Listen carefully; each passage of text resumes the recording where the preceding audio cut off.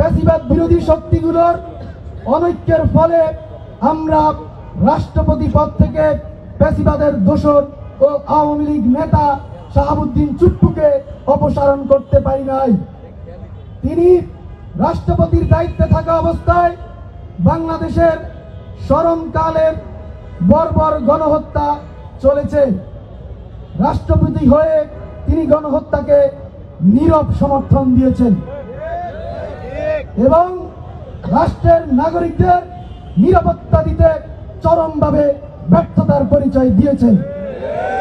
রাষ্ট্রের স্বাধীনতা ও সার্বভৌমত্বের সুরক্ষাকে পাশ কাটিয়ে বিদেশি তাবেদার আওয়ামী লীগ সরকারের প্রতিষ্ঠিত ফ্যাসিবাদকে পূর্ণ সমর্থন দিয়ে রাষ্ট্রের সাথে তিনি বিশ্বাসঘাতকতা করেছেন ও শপথ ভঙ্গ করেছেন।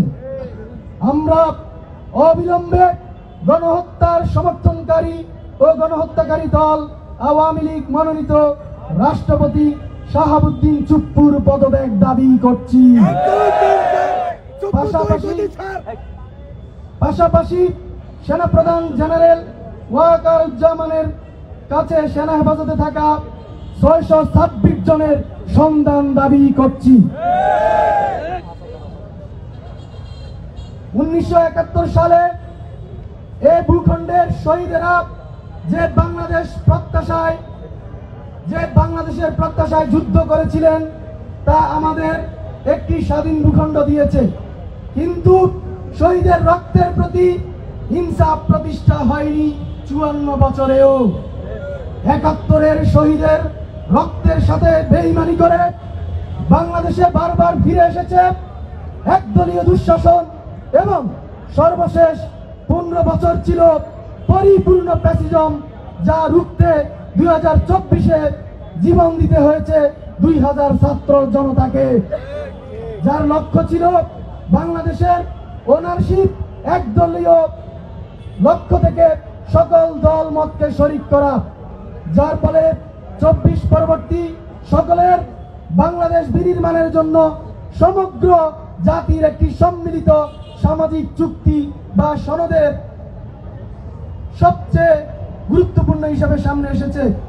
জুলাই জাতীয় সনদ ব্যতীত বাংলাদেশের প্রত্যাশিত নতুন বাংলাদেশ বিনির্মাণ বাধাগ্রস্ত হচ্ছে এবং ফ্যাসিবাদ পুনরায় ফিরে আসার পথ তৈরি হচ্ছে।